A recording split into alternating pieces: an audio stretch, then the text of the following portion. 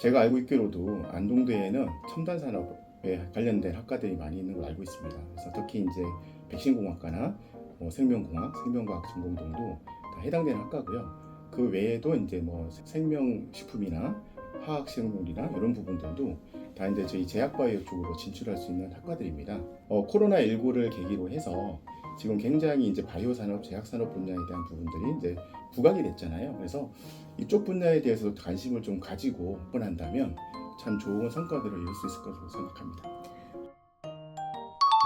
기존에도 제가 이제 가끔 뭐 실시간 강의나 또 저희 특강을 와서 설명드린 바와 같이 일단은 3학년 정도가 되면은 취업 목표에 대해서 좀 확신 있게 좀 프로젝트를 세워야 됩니다. 그래서 기본적으로는 이제 내가 어떤 회사에 어떠한 부서에 어느 정도의 대우로 취업할 것인지에 대한 부분을 조금 알아야 되고요.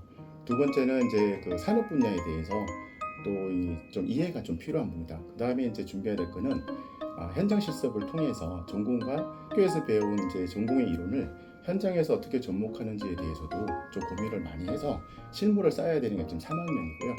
4학년이 됐을 때는 이제 본격적으로 이제 1학기부터 취업에 도전을 해야 됩니다. 그래서 보통 상반기 공채, 하반기 공채가 있기 때문에 또는 수시 채용도 지속적으로 이루어지기 때문에 이력서와 자소서를 확립을 해서 그 다음에 지원을 해보고 면접까지 해보고 부족한 부분을 지속적으로 채워나가는 그런 과정들이 필요합니다. 인근에 사실 굉장히 좋은 회사가 있잖아요. SK 바이오사이언스라고 백신 회사와 SK 플라즈마라는 이제 혈액 전문 회사가 있는데 그 회사에 취업을 하기 위해서는 기본적으로 한 토익 800점대는 또 나와줘야지 지원이 가능하기 때문에 영어에 집중하는 것도 중요할 거라고 생각합니다. 물론 이제 저희가 오늘 먼저 갈 거는 상반기 하반기에 이제 GMP 기본 교육에 대해서 6시간씩 이터널 교육을 진행을 합니다. 그래서 기본적으로 이제 개념을 잡고 오늘은 GMP에서도 GMP 문서에 대한 부분이 제조를 하든 QC를 하든 QA를 하든 굉장히 중요한 업무 중에 하나거든요. 그래서 GMP에 대한 문서에 대한 전반적인 이해를 진행을 할 거고요.